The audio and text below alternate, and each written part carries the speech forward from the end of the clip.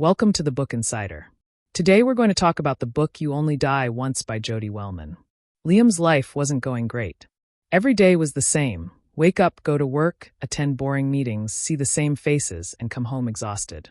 It felt like he was reading the same old book over and over again. Weekends were just Netflix, and occasionally meeting a friend or two. That was his whole routine. One day, while stuck in traffic, Liam saw an ambulance passing by. Inside, there was an old man on a stretcher who looked really weak. For the first time, Liam saw real fear in a stranger's eyes, the kind you feel when you're face to face with death. Everything around him slowed down. The noise, the crowd, his tiredness, everything faded. A question popped into his head. If I were on that stretcher, would I be happy with my life? That night, Liam talked to himself for the first time. Looking out the window, he asked, "Am I really living? Or just breathing?" He pulled out an old diary from college and wrote, "If I only had 30 days left, what would I do?" Answers came pouring in. Go hiking in the mountains, spend a day with his mom, play the guitar again, and tell his old college crush that he still liked her. The next day, Liam went to the office, but something had changed. While standing at the coffee machine, he asked a junior, "If you knew you had only 1 year left to live, would you still do this job?" The junior laughed and said, "No way. I'd travel the world." Liam smiled and thought, exactly. He started paying attention to the little choices in life. Woke up early to watch the sunrise, listened to music while jogging, sat with his mom to hear her stories, and went on random weekend trips, just to explore. Once, he even went to Manali alone. There, a local told him, "Life is like a mountain. The higher you climb, the better the view. But if you stay at the bottom out of fear, all you'll see is dust and crowds." That simple thought hit Liam hard. From then on, before making any decision, he'd ask himself, "Will this make my life feel more alive?" If yes, he'd do it. If not, he'd skip it, no matter what others said. He even reconnected with Noah, a childhood friend he hadn't spoken to in years. Noah was shocked to get the call and asked, "You okay? Why are you calling all of a sudden?" Liam laughed and said, "You never know which call might be the last. Just felt like talking." They ended up chatting for hours and planned a trip together. One day at work, a colleague told him, "Liam, you've changed. You used to be so serious. Now it feels good to talk to you." Liam smiled and replied, "Yeah, I'm trying to actually live now, not just work." He once listened to a TED Talk where the speaker said we should remind ourselves every day that we're going to die, not to scare us, but to push us to live more. That speaker was Jodi Wellman, and her words deeply connected with Liam. He even changed his phone wallpaper to, "You are going to die, so live while you can." Every night before sleeping, Liam asks himself, "Did I really live today?" Sometimes the answer is no. But slowly, the yes days started increasing. He made a bucket list with small dreams. Sleeping under the night sky, paying for a poor kid's school fees, giving flowers to a stranger, writing poetry, helping an elderly person fulfill their last wish. Every time he crossed something off the list, he felt like a new color had been added to his life. Liam wasn't afraid of death anymore. Because he knew, even if life is short, if you live it fully, it's enough. One day a friend asked, "How did you become so fearless?" Liam smiled and said, "When you know the show can end anytime, you start giving your best in every scene." Sometimes he tells himself, "When I started taking death seriously, life became more fun." His life wasn't perfect now, but it felt alive. And that was the real win. Liam's life had finally gotten a little more colorful. He had faced his fear of death and made peace with it. That helped him live life more deeply. But a few weeks later, things started to feel blurry again. Same old routine. Wake up, brush, hit the gym, eat breakfast, go to the office, stare at Excel sheets, emails, deadlines. Come home, eat ready-made dinner, scroll through YouTube or Instagram Reels, then sleep. At first, he thought this was normal. But slowly, he realized he was falling back into the same cycle he once escaped. He was turning into a machine again, just running, working, stopping. One night, he sat on his balcony with a cup of tea, staring at the sky. There was a cold breeze, but something warm and restless was brewing inside. He mumbled to himself, "Am I back on autopilot again?" He remembered this feeling, like a part of life was missing. Everything was moving, but nothing felt real. The next day, during a meeting at work, his boss was talking about a project, but Liam's mind was somewhere else. He was thinking, "Is this what I really want? Am I just living to tick off check boxes every day?" After the meeting, he opened his laptop and searched, "How to know if you're living on autopilot." He read articles, listened to a podcast, and came across a book called 4000 Mondays. In it, Jodi Wellman wrote how we waste so many days as if they don't matter. The scariest part? We don't even realize what we're losing. Liam began observing himself. He noticed how he did so many things on autopilot. Eating the same breakfast, scrolling the same apps, watching the same shows he didn't even enjoy. He asked himself, when was the last time I did something new? When did I actually feel something deeply? The answer, maybe months ago. So he started a new habit. Each day, he looked for one small wake-up moment. One day, he didn't wear headphones on his way to work. At first, it felt weird, but then he heard street sounds, people chatting, kids laughing. He realized how much he missed because he was always lost in his own world. Another day, he parked his bike a bit farther and walked. He found a new tea stall buzzing with people. He joined them, had a cup, and felt something special in that moment. Like he had just woken up. He began adding small changes to his routine. Every morning, he'd look in the mirror and ask himself, what's one different thing I can do today? He tried new things. Took a different route, talked to random people, tried a new dish for lunch. One day, he gave himself a challenge. No autopilot day. He did everything mindfully. Noticed the smell of toothpaste, the chill of the shower water, and paid full attention to every interaction at work. That day, he realized how powerful awareness is. He met his old friend Ethan, who had just returned from a meditation retreat. Ethan said, the biggest sign of autopilot is when you don't realize how time flies. Suddenly, months are gone, and you wonder, what did I even do? Liam laughed. Exactly. Every day feels like a copy of the last. Ethan taught him a simple trick: pause and check. A few times a day, just stop and ask, what am I doing? Why am I doing it? Is this making me happy? Liam tried it. One day, while replying to emails, he paused and asked himself, am I doing this just out of habit, or does it have meaning? He realized he was just chasing tasks. The purpose was missing. So, he started searching for his purpose again. He asked himself, what excites me genuinely? The answer, writing. He remembered how he used to write poems and short stories in college. That night, he opened his laptop and wrote a story about a man named Liam trying to escape autopilot mode. None of this happened overnight. There were no big, dramatic changes. But his awareness grew. He started doing everything a little more mindfully. And that made all the difference. Before picking up his phone, Liam started asking himself, why am I picking this up? Before eating, he'd pause and think, am I actually hungry? And he tried to find reasons to smile. He stuck a little note in his room that said, don't live like you have unlimited Mondays. Every morning, he'd read it and ask himself, will I feel today or just complete it? In just a few months, Liam's eyes had a new spark. He still did the same job, had the same office, the same people around. But now, he was more alive in every moment. One day, a junior asked him, sir, how do you stay so calm and present all the time? Liam smiled and said, because I don't keep my life on snooze mode anymore. Whenever he felt himself falling back into routine, he'd pause, take a deep breath, and say to himself, wake up, life's still happening, and you're falling asleep again. He learned that we only get one life. And it's not about just getting through the day. It's about feeling it. Now, when he woke up, he didn't think about his to-do list. He thought, what moment today will make me feel truly alive? That's what real waking up means. If you're reading this and wondering when your life became so predictable, pause.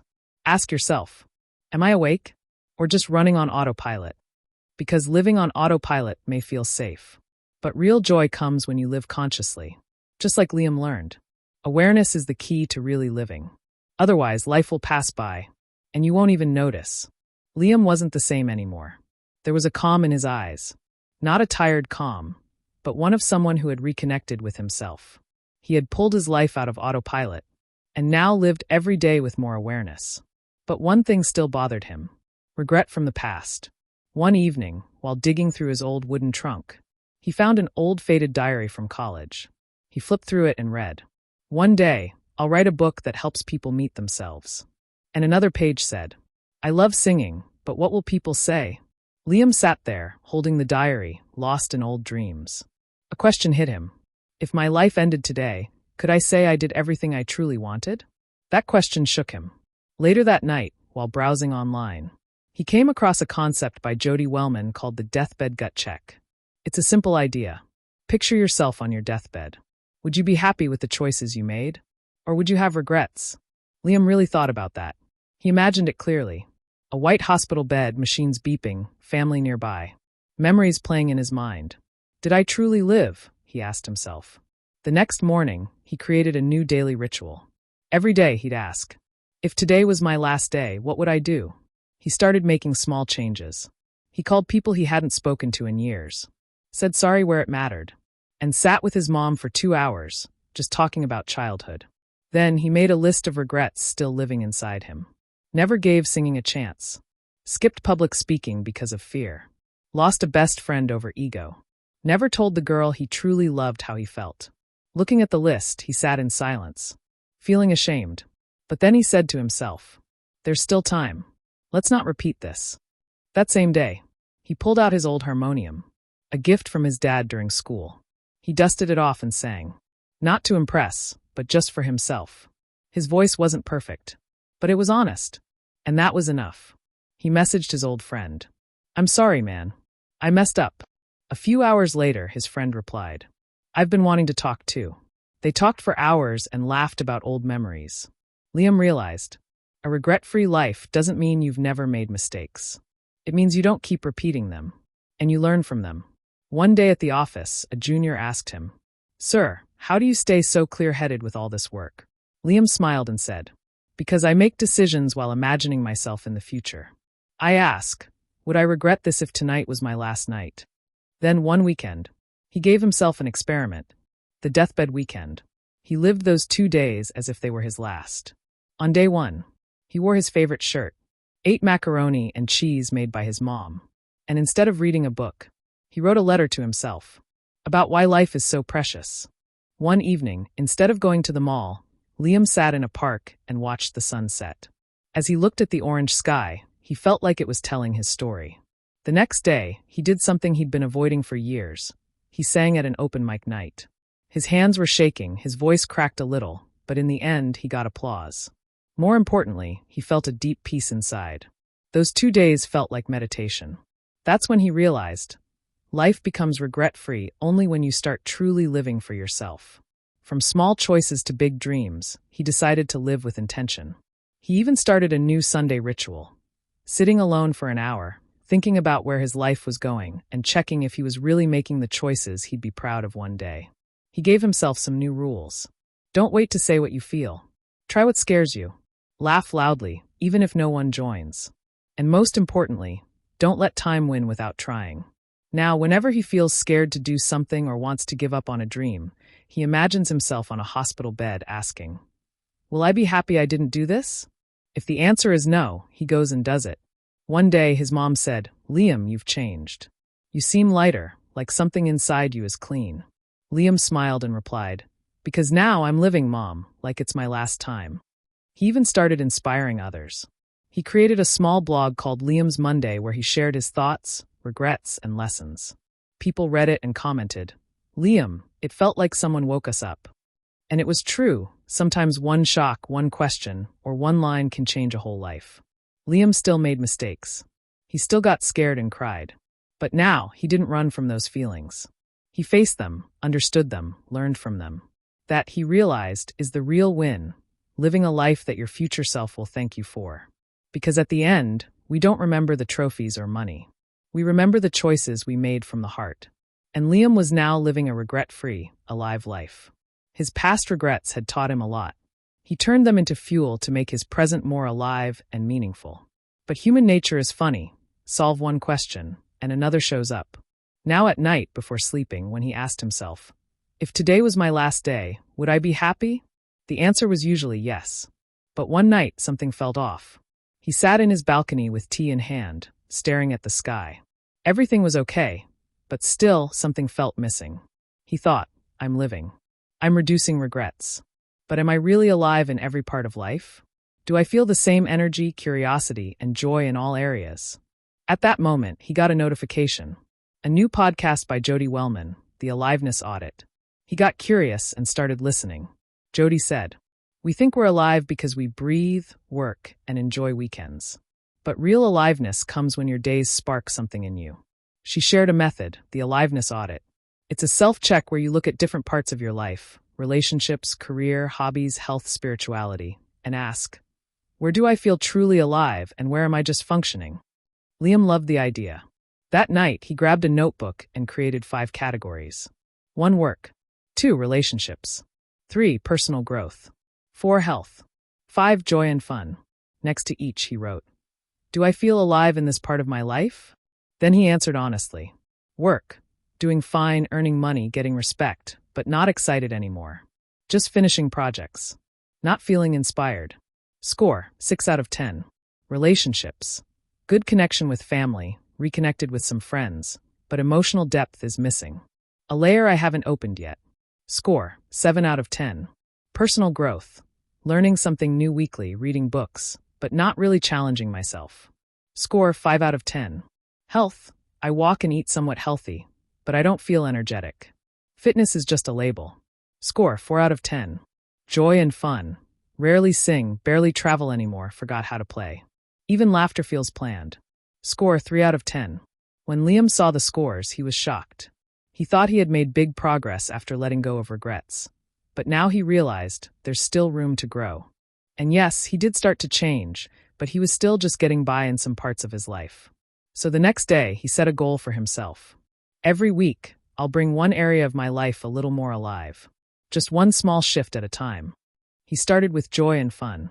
That Sunday, he called an old childhood friend who always made him laugh. They played online League of Legends, talked late into the night, and even played a silly game of dumb charades. He laughed so hard he had tears in his eyes. Next week, he focused on health. No gym membership. He just put on music and danced like crazy every morning for 20 minutes. No perfect steps, just full-on joy. He looked at himself in the mirror, smiling, and said, "Welcome back, crazy Liam." For work, he tried a new approach. He held a creative brainstorming session with his team. No rules, no goals, just ideas and imagination. Afterward, everyone said, "Sir, this felt more like fun than work." And Liam felt like that kid again, the one who used to draw comic book stories on whiteboards. When it came to relationships, he asked his mom to tell him stories from her college days. For the first time, he heard her laugh and say, "I actually started talking to your dad in the library, just like this." It wasn't just bonding, it was like stitching her life into his heart. During Personal Growth Week, he joined an online public speaking class, something he'd avoided for years. He was nervous speaking on video for the first time, but when he watched himself, he smiled and said, "You're awkward, but you're real." Week by week, his journal started to change. Joy went from 3 out of 10 to 8 out of 10. Health went from 4 to 6. And slowly, every category felt a little brighter. One day, he flipped to the first page of that notebook and told himself, "Liam, you're not just living anymore, you're evolving." His weekly ritual became something new. Every Sunday night, he'd ask, "Where did I feel most alive this week?" And then, he'd look for ways to grow that feeling even more. He even started celebrating a monthly Aliveness Day, a day to do only what made him feel excited, curious, and fully alive. Sometimes he went cafe hopping. Sometimes he had a deep talk with a stranger. Sometimes he just hopped on a random train to another city. Once a friend asked him, "Where do you get all this energy from?" Liam smiled and said, "When you revive a little part of yourself every day, the energy doesn't come from outside. It comes from within." Now, whenever he saw someone feeling lost, tired, or low, he'd just ask, "Which part of your life makes you feel truly alive?" And then say, "Now bring some of that color into the other parts too. You're the artist of your own life." And maybe that's the beauty of this aliveness audit. It shows us the mirror, not to scare us, but to wake us up. Liam was awake now, and he was helping others wake up too, because he finally understood. Breathing and being alive are two different things. Real life starts when we truly feel every part of ourselves. Liam's life had changed. He had learned to live with no regrets, to fully feel every emotion and moment. Every week, he did his aliveness audit. He was brutally honest with himself. And slowly, he was building a life where every day had meaning. But there was one thing still missing: delight. One day, while sitting at his usual tea shop, he noticed everyone around him either glued to their phones or rushing to meetings. Except for one little kid at a nearby table, blowing bubbles in his tea with a spoon, laughing out loud. His mom looked a bit annoyed, but the kid was just enjoying the moment. Liam smiled, watching the kid. And then he remembered something he heard in a video by Jodi Wellman. We don't have to make decisions just based on productivity. We can make them based on delight too. If your soul smiles even a little before saying yes, that's your sign. Liam had never thought that way before. He always made choices based on work, responsibility, growth, or discipline.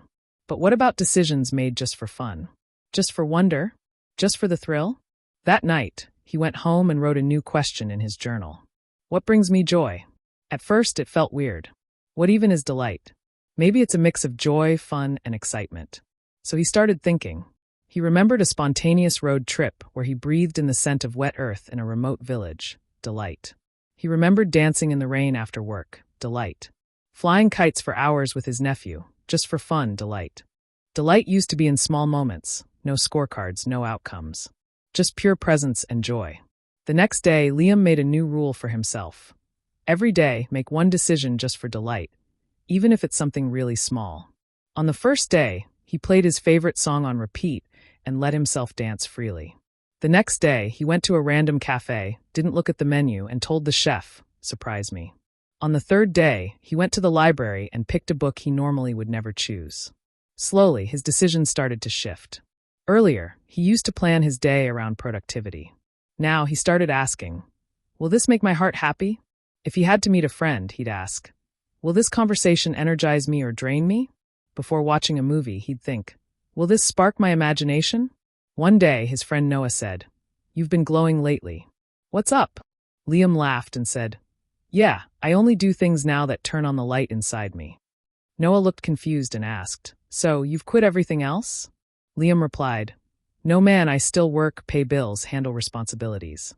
But now, I make sure there's at least one part of my day that's just for me, just to feel more alive. Then Liam gave Noah a small challenge. Think of one thing you'd enjoy doing today, anything, and just do it. Noah said, I think I'll pull out my old sketchbook and draw something. It's been years. That night, Noah painted a childhood memory and said, thanks, bro. I felt like a kid again. These delight-based decisions started to feel life-changing for Liam. Whenever he felt unsure about something, he asked himself two simple questions. Will this make me happy? Is there something new or magical in it? If the answer was yes, he'd go for it. He also started dropping things that drained him. The weekly Zoom call full of complaints. Tasks done only out of fear. A relationship where guilt replaced joy. Now his life was driven by delight. He created a delight corner. In his home with only the things that made him happy. Childhood toys, favorite books, quirky mugs, travel souvenirs, and a small mirror that said, what delighted you today? Each morning, he'd look in the mirror and ask, what will I do today just for joy? One day at work, he had to make a tough decision. There were two options. One safe, one risky but exciting. He closed his eyes and asked himself, which one makes my heart skip a beat? He picked that one. He pitched the idea to his team. There was hesitation, but his energy was contagious. The client was happy. The team was inspired. Liam felt fully satisfied inside. He realized delight isn't a luxury. It's the fuel of life. The spark that makes every action, every relationship, every choice meaningful and memorable. Months later, Liam went on a short trek. He sat on a mountaintop at sunset with a gentle breeze, birds flying in the distance, and his diary in his lap. He wrote, I've learned how to stop living in regret, how to wake up from autopilot, how to choose decisions I won't regret later. I've brought life back into dull moments. And now I do what brings me joy. Maybe for the first time, I'm truly living. Then he added, delight isn't the cherry on top. It's the flavor of life. He closed his diary, took a deep breath, and whispered to himself. Now the story is complete. Because Liam's life wasn't just about surviving or succeeding anymore. It was full of joy, awareness, and aliveness. His story became a reminder that living isn't just about passing time. It's about adding a little magic to every day. He had started as someone just getting by, checking tasks off a list, until a shock, seeing a stranger die on a train, shook him deeply. From that day on, he began asking himself a question we all avoid. If I died tomorrow, would I be proud of how I lived?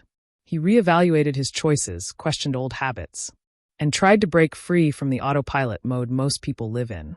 Waking up to notifications, chasing to-do lists. Now he had chosen a new way to live. And it all started with one small choice for delight. And at night, when we lie in bed thinking, what did I even do today? Liam decided to break that loop.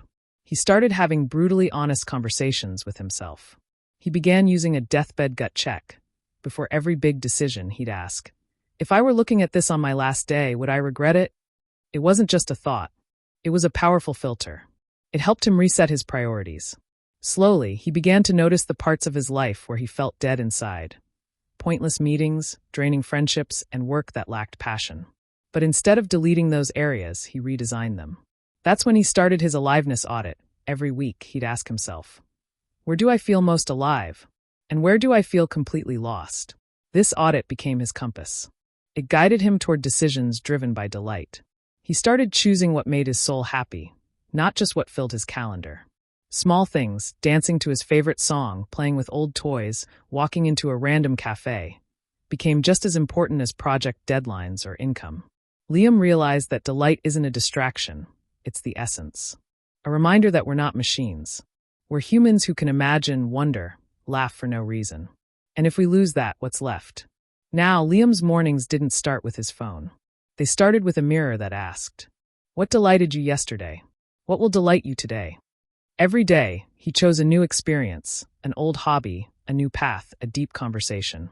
He was living on purpose, finding meaning and joy in every moment. His life didn't change by chance. It changed by choice. And now, when he looks back, he sees that the person who was once just surviving is now truly living. He left regrets behind, broke free from autopilot, and let joy guide him. He made a promise to himself. When his last breath comes, he doesn't want regret. He wants satisfaction. And that's only possible if every day has a little spark, a little delight, and full honesty. And that's how Liam's story ends. But it's not just his story. It could be anyone's. Anyone who wants to wake up, change, and live a life that makes their heart say, yes, this is what it means to be alive. So guys, that was today's book summary. Tell us in the comments, how did you like it?